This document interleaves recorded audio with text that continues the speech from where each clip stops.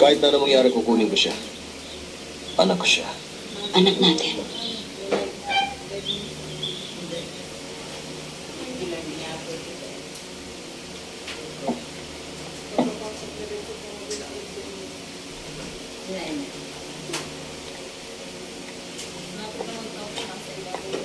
Ba't ngayon ka lang? Uwi ba yun naman kinong babae? Anong oras ba? Wala akong relo eh. Mabuti pa sa yung quickies eh. Sumisipo, nagpapaalam bago umalis. May telepono nga. Daliri lang ang puhunan. Saan ka ba galing? Kaibigan ko. Babae o lalaki? Babae. Ang sinungaling kapatid ng magnanakaw. Lalaki ang tumawag sa'yo.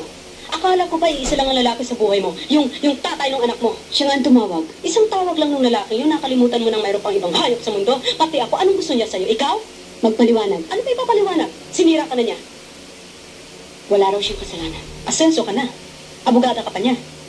Namatay ang asawa niya. Nakulong siya. 7 taon. Naniwala ka naman. Oo. Sa salita ng isang galing sa loob. Oo. Bagay nga kayo. Maraming bagay si Dante pero hindi siya sinungaling. Hindi niya sinabi sa'yo may asawa siya. Ngayon na lang, patay na kasi yung babae. Hindi naman ako nagtanong eh.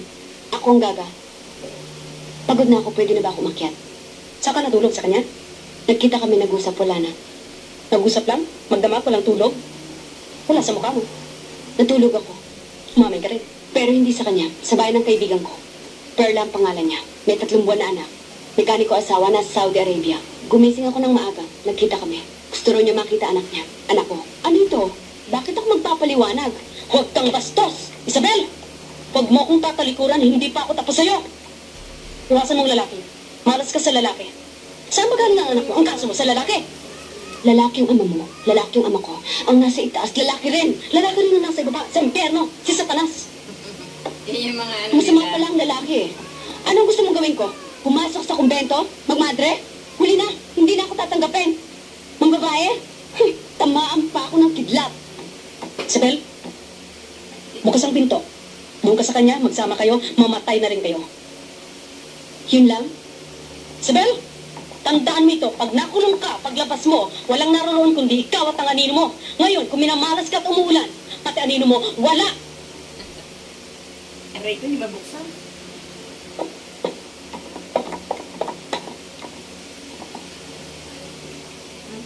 Kaya lang natin yung aking kamay sa anong rambutan. Buwisit na buhay ito. Dahil mo pa hudyo. Walang sariling bahay.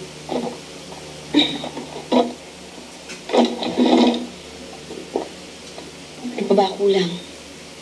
Bra. Panty. Toothpaste, toothbrush. Sayang din yun ah.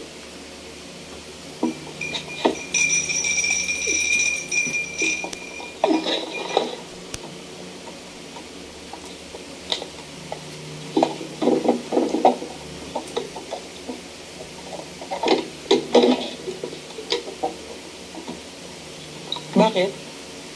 Ayan, yung mga damit na regalo sa akin ng boss mo, hiniwalay ko na. Baka isumbot pa sa akin yan eh.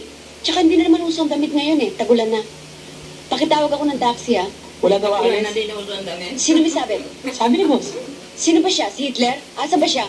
Ando sa baba, high blood. Naghahanap ng abogado niya. Para ano raw? Para sa'yo raw.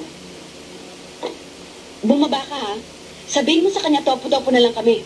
Sundo ka na lang kami, total pareho naman kami maliit eh. Makakarating. Sabihin mo sa kanya, bilisan niya, hintayin ko siya. Oo. Piling kita, ngunit itutuo.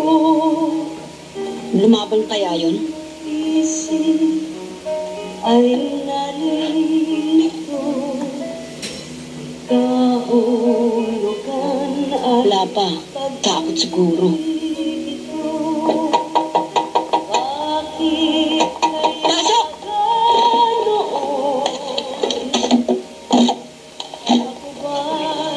Nagbanggaan daw kayo ni Bulinita.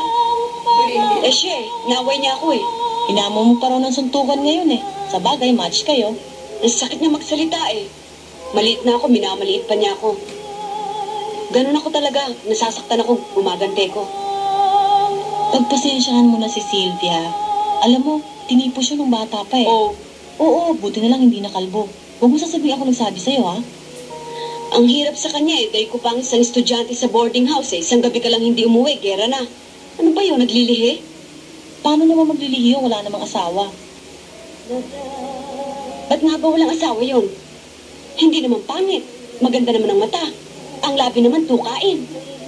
Alam mo, ganyan talaga ang matatalino. Maraming alam, maraming gusto, marami ring hinahanap. Ngayon, kung matalino ka rin, sumakay ka na lang. Pag wala ka ng problema, ayos na ang buhay mo, saka ka na lang mawala. Kanino ka ba talaga kampi? Tutuloy ko yung Bakit kaya ka